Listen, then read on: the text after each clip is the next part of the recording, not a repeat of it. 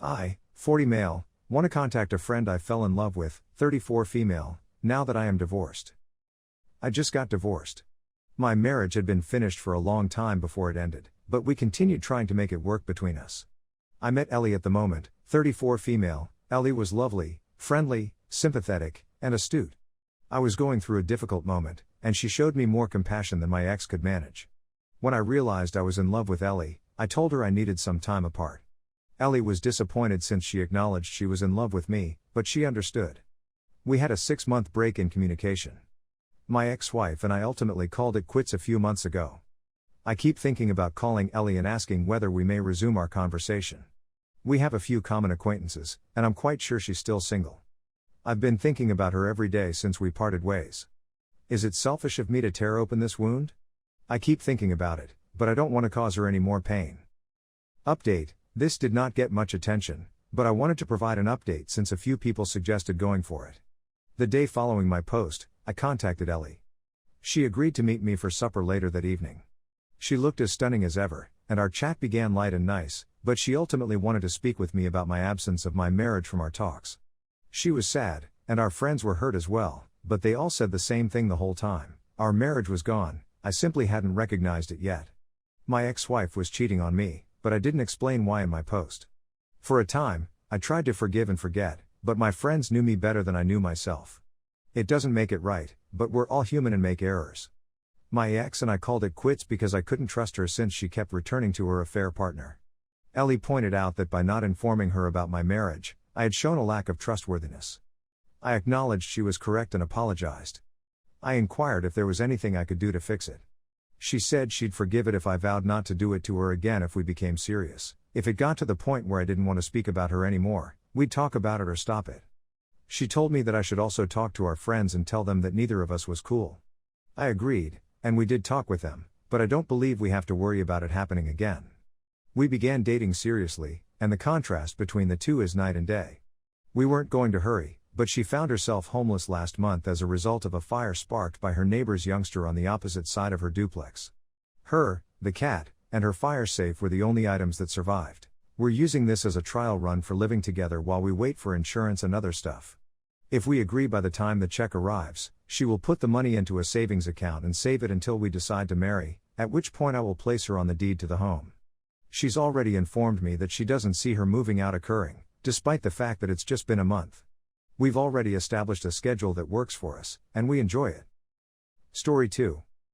Doing what I don't want to do. This is going to be a lengthy article. Nobody has to read it, but my therapist suggested I write everything down in a chronological format, and what better place than here? Month 1, you inform me about the affair. I'm devastated. I'm in awe. My darling, fantastic wife, mother of my kid and another on the way, would never do anything like this to me. I feel detached from reality, you say. I'd want to spend time with you and work on stuff. I can't fathom without having you. Of course, I forgive you. I, too, want to sort things out. I wake up less than a week after you tell me, and you're gone. You've paid him a visit. You need resolution. I'm at a loss, yet I'm still going to marital therapy. Month 2, to my knowledge, you've contacted him 4 times by this point. I'm not sure what you mean. You wanted to get things done. It's just too much for me to bear emotionally. I broke you, and I'm not going to be able to mend you. It's simply too much for me, you may remark. I swallow my resentment and strive to care for you. You're pregnant, we experienced a miscarriage, and my wife is in need of assistance. Every day, we spend our days together, traveling places with our kid.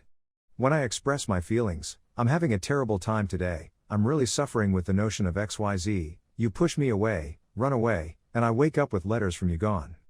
Month 3, I'm still finding you chatting to him. This man who appears to be more lovable than I am. 10 years your senior, father to a half-dozen children from several women, a guy who threatened me and your children if I ever revealed his long-term partner about the affair. He seems to be difficult to let go of. I attempt to chat to you about how I'm feeling. You say if I do, you'll hurt me much more. My only regret is that I didn't get to have more with him. Our daughter has been born into this shambles. Month 4, I wake up to find you gone. I look up your location. His location of employment, inquire about it. I just needed to go for a drive. I look at your phone, I apologize for not being able to do more. I miss your sense of flavor. I request that you leave. Stay at your mother's house. You're terrified. Tell me you don't care about me. You never had feelings for me. I try to avoid you as much as possible. I'm concerned about your mental health. We're splitting up the kids. You're going to give me a chance to date you, you say. This can't be true. This can't be happening to my high school love and closest buddy. Our separation seems to be working, you appear to be missing me. You've invited me to Thanksgiving dinner.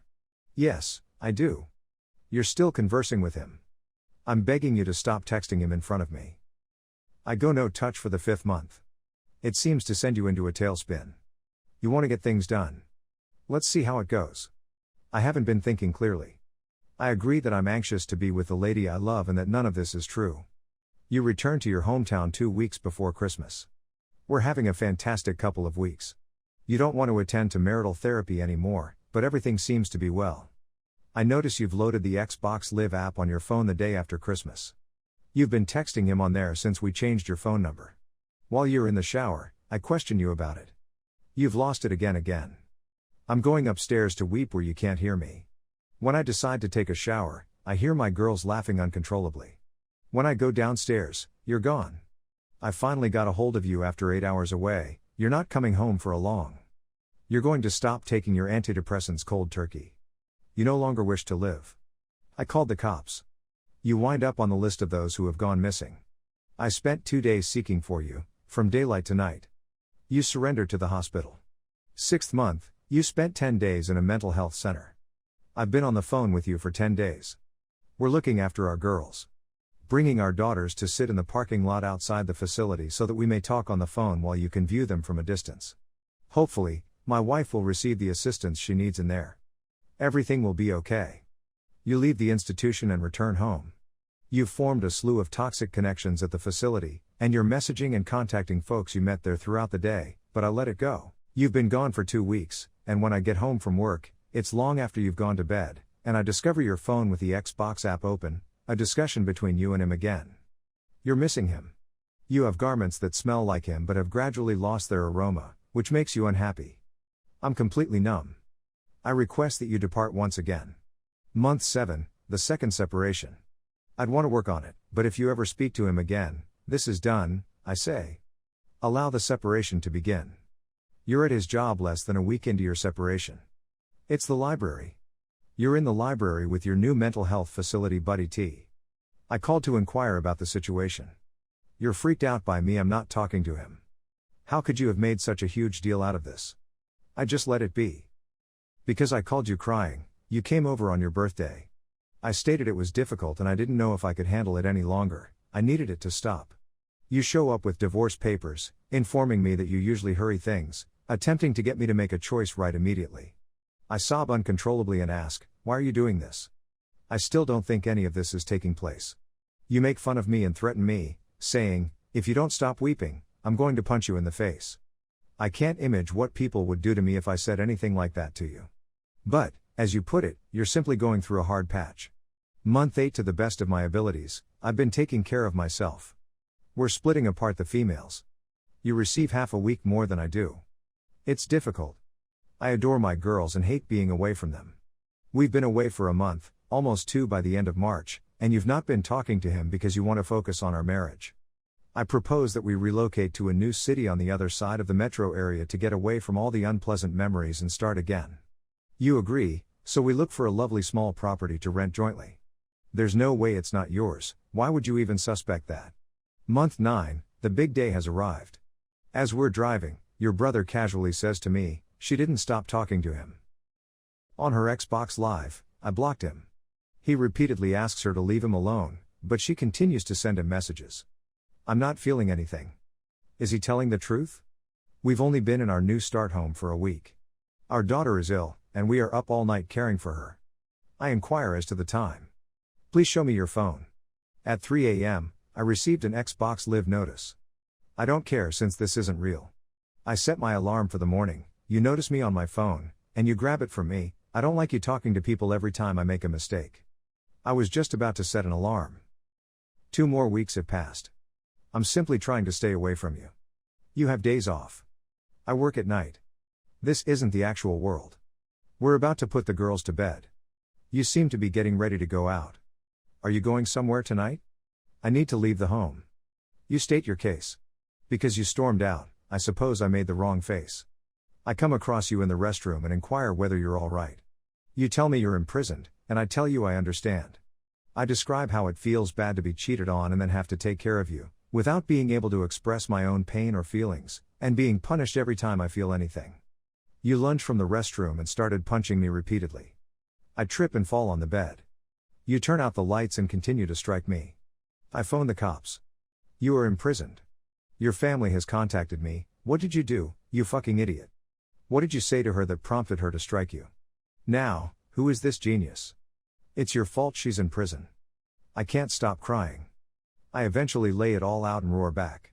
Of course, my mother-in-law never mentions all the horrible things she said to me, she just tells everyone that I shouted at her.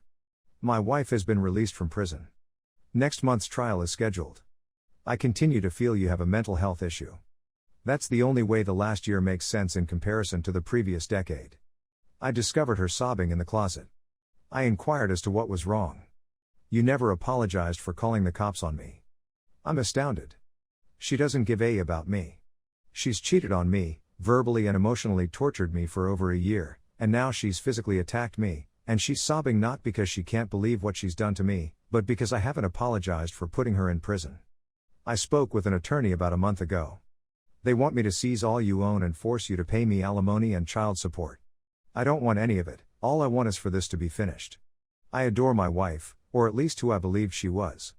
I want to do all I can to provide for my 2 little daughters. But I can't keep putting up with this. She doesn't give a damn about me. She's told me 1,000 times that she doesn't love me. She no longer bothers to pretend to say it. I'm a large tattooed guy who's being annihilated by a little chick.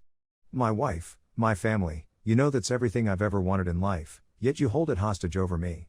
I don't want a divorce, but you've never apologized, never stopped cheating, gaslighted, blame shifted, and never once shown genuine concern.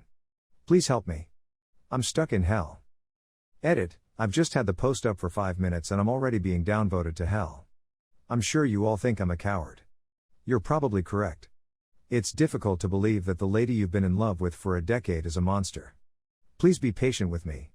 I didn't expect to receive trash on a support group forum for being candid about being ripped apart by someone you want to trust.